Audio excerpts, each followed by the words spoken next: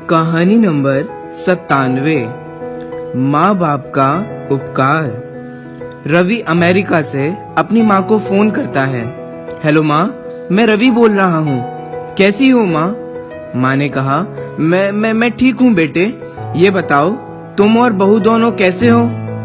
हम दोनों ठीक है माँ, आपकी बहुत याद आती है। अच्छा सुनो माँ, मैं अगले महीने इंडिया आ रहा हूँ तुम्हें लेने। क्या? हाँ माँ, अब हम साथ ही रहेंगे। रवि ने अपनी बात को आगे बढ़ाया। नीतू कह रही थी कि माँ जी को अमेरिका लेके आओ, वहाँ अकेली बहुत परेशान हो रही होंगी। माँ हेलो, सुन रही हो ना? हाँ बेटे। बूढ़ी आंखों से खुशी की अश्रुधारा बह निकली। बेटे और बहू का प्यार नस नस में दौड़ने लगा। जीवन के 70 साल गुजार चुकी सावित्री ने जल्दी से अपने पल्लू से आंसू पोंछे और बेटे से बात करने लगी। पूरे 2 साल बाद बेटा घर आ रहा था। बूढ़ी सावित्री ने मोहल्ले भर में दौड़ दौड़ कर ये खबर सबको सुना दी। सभी खुश थे कि चलो बुढ़ापा चैन से बेटे और बहू के साथ गुजर जाएगा। रवि अकेला आया था।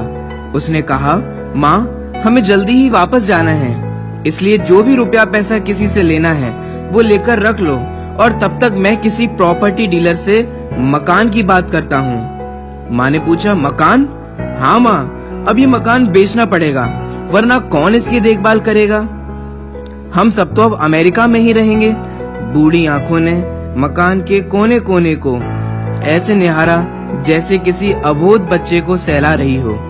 आनन फानन और औने पौने दाम में रवि ने मकान बेच दिया। सावित्री देवी ने वो जरूरी सामान समेटा जिससे उनको बहुत ज्यादा लगाव था। रवि ऑटो मंगवा चुका था।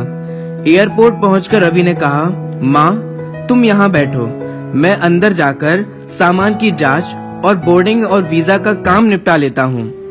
सावित्री देवी ठीक है बेटे कहकर वहीं पास की बेंच पर बैठ गईं। काफी समय बीत चुका था। बाहर बैठी सावित्री देवी बार बार उस दरवाजे की तरफ देख रही थी जिसमें रवि गया था, लेकिन अभी तक बाहर नहीं आया था। शायद अंदर बहुत भीड़ होगी सोचकर बूढ़ी आंखें फिर से गेट की तरफ देखने लगीं। अंधेरा हो चुका था। एयरपोर्ट के बाहर आवागमन कम हो चुका था। एक कर्मचारी ने वृद्धा से पूछा, माँ जी किसी से मिलना है क्या? सावित्री देवी ने घबराकर कहा, मेरा बेटा अंदर गया था टिकट लेने, वो मुझे अमेरिका लेकर जा रहा है। कर्मचारी ने सवाल किया, लेकिन अंदर तो कोई पैसेंजर नहीं है। अमेरिका जाने वाली फ्लाइट तो दोपहर में ही चली गई। क्या नाम था आपके बेटे का? रवि। सावित्री देवी के चेहरे पे चिंता की लकीरें उभर आईं। कर्मचारी अंदर गया और कुछ देर बाद बाहर आकर बोला, माँ जी आपका बेटा रवि तो अमेरिका जाने वाली फ्लाइट से कब का जा चुका है। क्या? वृद्धा की आंखों से आंसुओं का सैलाब फूट पड़ा। बूढ़ी माँ का रोम रोम कांप उठा। किसी तरह वापस घर पहुंची जो अब बिक चुका था। रात में घर के बाहर चबूतरे पर ही सो गई। सुबह हुई तो दयालु मकान मालिक ने एक कमरा रहने को दे दिया। पति की पेंशन से घर का किराया और खाने का काम चलने लगा। समय गुजरने लगा। एक दिन मकान मालिक ने वृद्धा से पूछा, माँ जी क्यों नहीं आप अपने किसी रिश्तेदार के यहाँ चली जाएं? अब आपकी उम्र भी बहुत हो गई है, अकेली कब तक रह पाएंगी? वृद्ध माँ बोली, हाँ चली तो जाऊं, लेकिन कल को मेरा बेटा आया तो यहाँ पर कौन उसका ख्याल रखेगा? ऐसा बोलते बोलते उसकी आंखों में आंसू आ गए। दोस्तों, बचपन में जिस माँ बाप ने हमें पाला, उनके बुढ़ापे में यदि तुमने उनको नहीं संभाला तो तुम्हारे भाग्य में ऐसी ज्वाला भड़केगी जो तुम्हें कहीं का नहीं छोड़ेगी। 2 किलो वजन उठाने में तुम्हारे हाथ दर्द करते हैं तो माँ को सताने से पहले सोचो कि उसने तुम्हें 9 माह पेट में कैसे रखा होगा। बचपन में तेरे माँ बाप तुझे अंगुली पकड़कर तुझे स्कूल ले जाते थे। उनके बुढ़ापे में उनका सहारा बनकर उन्हें जिन मंदिर अवश्य ले जाना। बेटे के जन्म पर माँ बाप ने मिठाइयाँ बांटी थीं और बेटे ने उनको ही बांट दिया।